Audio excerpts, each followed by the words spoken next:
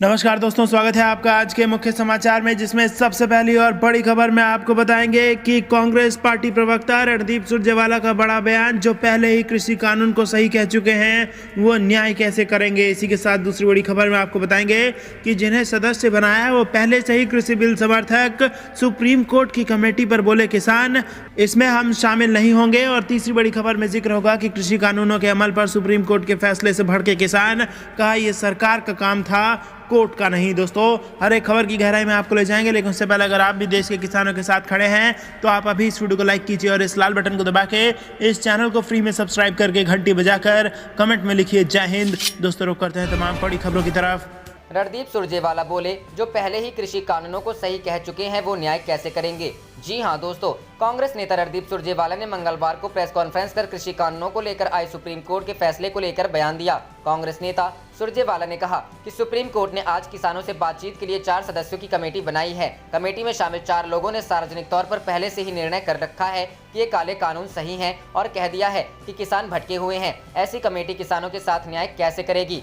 ये 3 काले कानून देश की खाद्य सुरक्षा पर हमला है, जिसके 3 स्तंभ हैं: सरकारी खरीद, एमएसपी, राशन प्रणाली, जिससे 86 करोड़ लोगों को 2 रुपए किलो अनाज मिलता है। इसलिए कांग्रेस 3 कृषि कानूनों का विरोध तब तक करती रहेगी जब तक मोदी सरकार इन्हें खत्म नहीं कर देती। बता दें कि सुप्रीम कोर्ट ने आज मोदी सरकार के द्वारा लाए गए तीनों कृषि कानूनों के अमल पर रोक लगा दी है। सीजेआई शरद अरविंद बोबड़े की अगुवाई वाली बेंच ने इस मामले की सुनवाई करते हुए तीनों कृषि कानूनों पर रोक लगाई है। साथ ही 4 सदस्य कमेटी का गठन कर दिया है। यह कमेटी सरकार और किसानों के बीच कानूनों पर जारी विवाद को समझेगी और सुप्रीम कोर्ट को रिपोर्ट सौंपेगी। मीडिया रिपोर्ट के मुताबिक सुप्रीम कोर्ट ने जिस कमेटी का गठन किया है उसमें भारतीय किसान यूनियन के भूपेंद्र सिंह मान, डॉक्टर प्रमोद कुमार जोशी, अशोक गुलाटी और अनिल धनवंत शामिल हैं। ये कमेटी सरकार और किसानों के बीच कानूनों पर जारी विवाद को समझेगी और अपनी रिपोर्ट सीधे सुप्रीम कोर्ट को ही सौंपेगी। जब तक कमेटी की रिपोर्ट नहीं आएगी तब तक कृषि कानूनों के अमल पर रोक रहेगी।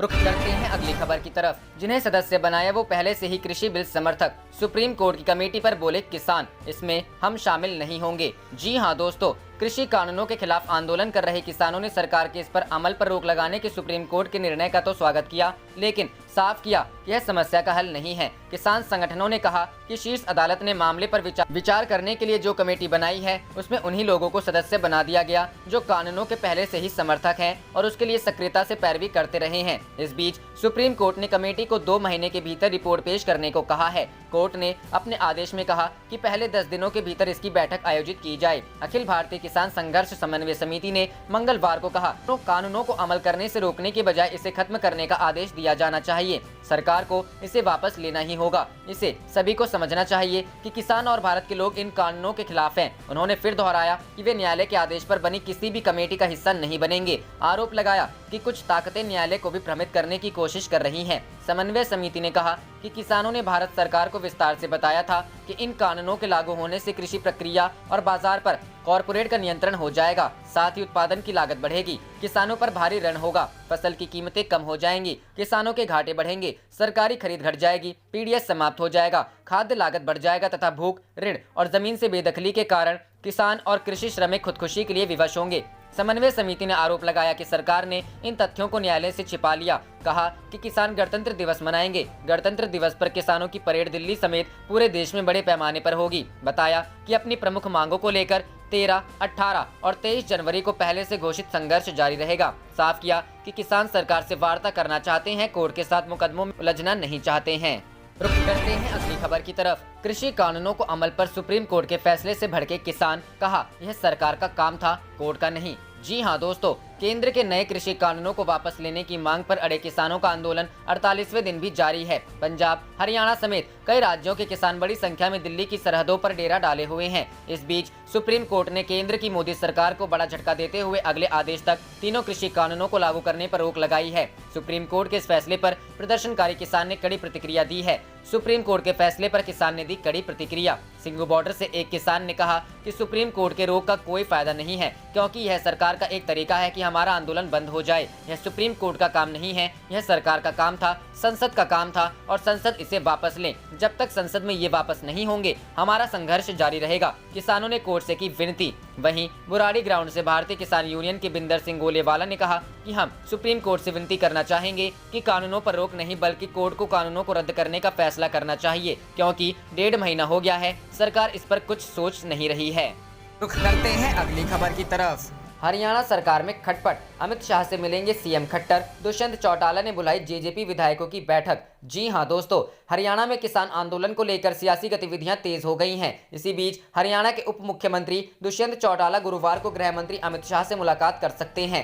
सूत्रों की माने तो यह मुलाकात दिल्ली में होगी। दुष्यंत चौटाला के साथ जेजेपी विधायक भी मौजूद रहेंगे। इस मुलाकात दौरान किसान आंदोलन को लेकर चर्चा होगी। बता दें कि जसपा ने मंगलवार को नई दिल्ली में विधायकों व पदाधिकारियों की बैठक बुलाई है। इस बैठक के बाद दुष्यंत जसपा विधायकों के साथ केंद्रीय गृह मंत्री अमित शाह से मुलाकात कर सकते हैं। बता दें कि सरकार के खिलाफ कांग्रेस बार बार विधानसभा में अविश्वास प्रस्ताव की मांग कर रही है। सीएम मनोहर लाल खट्टर भी दिल्ली जाएंगे, जहां वह कई केंद्रीय मंत्रियों से मुलाकात कर सकते हैं।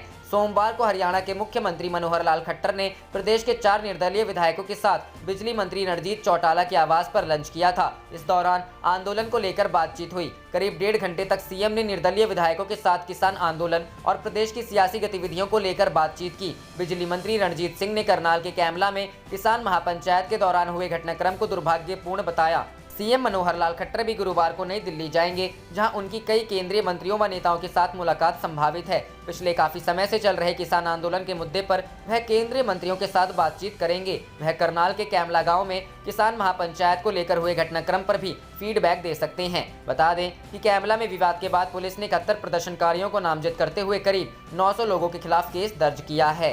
रुख करते हैं अगली खबर की तरफ। बीजेपी के दावे पर शिवानंद तिवारी ने किया पलटवार, कहा दम है तो तोड़कर दिखाए आरजेडी। जी हां दोस्तों, शिवानंद तिवारी ने कहा बिहार बीजेपी के प्रभारी भूपेंद्र यादव ने भारी भरकम दावा किया है। उनके अनुसार खरमास के बाद आरजेडी में बहुत बड़ी टूट होने वाली है। भूपेंद्र जी की मैं इज्जत करता हूं और एक गंभीर व्यक्ति के रूप में ही मैं उनको जानता हूं, लेकिन उनके बयान ने मुझे चकित किया है। अगर सचमुच उनके दावों में दम है तो हम पर कृपा क्यों आरजेडी को तोड़कर दिखाएं। उन्होंने कहा कि जेडीयू कार्यकारिणी की बैठक में कई सदस्यों ने बीजेपी पर पीठ में छुरा भौंकने जैसे गंभीर आरोप भी लगाए। ऐसे में अपने घर को ठीक करने के बजाय हमारे घर को तोड़ने की दावेदारी करना बीजेपी नेताओं को शोभा नहीं देती। शिवानंद तिवारी ने कहा कि बेहतर होगा कि बीजेपी नेतृत्व हमारी चिंता छोड़कर अपने गठबंधन की चिंता करें। नीतीश जी का बयान ही कह रहा है कि गठबंधन में सब कुछ ठीक नहीं चल रहा है। उन्हीं का कहना है कि इसके पहले गठबंधन में ऐसा कभी नहीं हुआ था।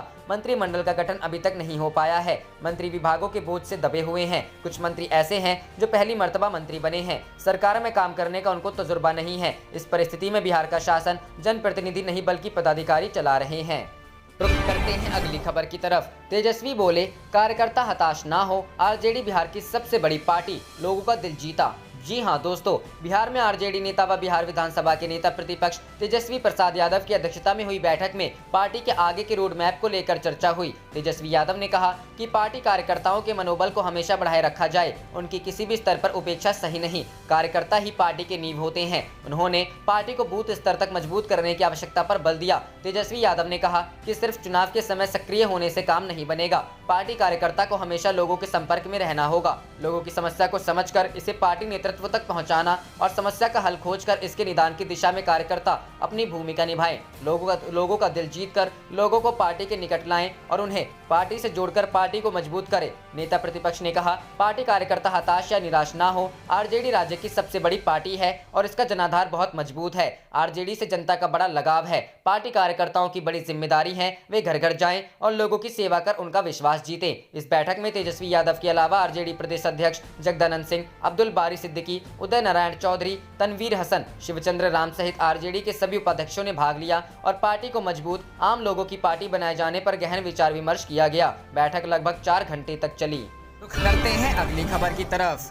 केंद्र सरकार को झटका, सुप्रीम कोर्ट ने तीनों कृषि कानूनों के अमल पर लगाई रोक। 4 सदस्यों की बनाई कमेटी। जी हां दोस्तों, सुप्रीम कोर्ट के अंतरिम फैसले से केंद्र सरकार को बड़ा झटका लगा है। सुप्रीम कोर्ट ने अपने फैसले में तीनों कृषि कानूनों के अमल पर रोक लगा दी है और 4 सदस्यों की एक कमेटी का गठन कर दिया है। मुख्य न्यायाधीश S.A. बोबड़े के नेतृत्व वाली बेंच ने यह फैसला सुनाया। सुप्रीम कोर्ट की समिति में शामिल हैं ये 4 सदस्य: जितेंद्र सिंह मान, BKU के अध्यक्ष डॉक्टर प्रमोद कुमार जोशी, अंतर्राष्ट्रीय नीति प्रमुख अशोक गुलाटी, कृषि अर्थशास्त्री अनिल धनवत, शिवकेरी संगठन, महाराष्ट्र अटॉर्नी जनरल के वेणुगोपाल ने कहा कि कमेटी के गठन का सरकार स्वागत करती है। भारतीय किसान संघ ने भी कमेटी बनाने का समर्थन किया है। सुप्रीम कोर्ट ने दिल्ली पुलिस के उस आवेदन पर नोटिस जारी किया है जिसमें गणतंत्र दिवस पर किसानों की ट्रैक्टर रैली को रोकने की मांग की गई थी। सरकारी वकील के वेणुगोपाल ने कहा कि प्रदर्शन में कुछ प्रतिबंधित संगठन भी शामिल हैं। कोर्ट ने कहा कि क्या अटॉर्नी जनरल इसकी पुष्टि करते हैं। कोर्ट ने कहा कि कल तक इस पर हलफनामा दायर करें। इस पर अटॉर्नी जनरल ने कहा कि हम इस हलफनामा दाखिल करेंगे।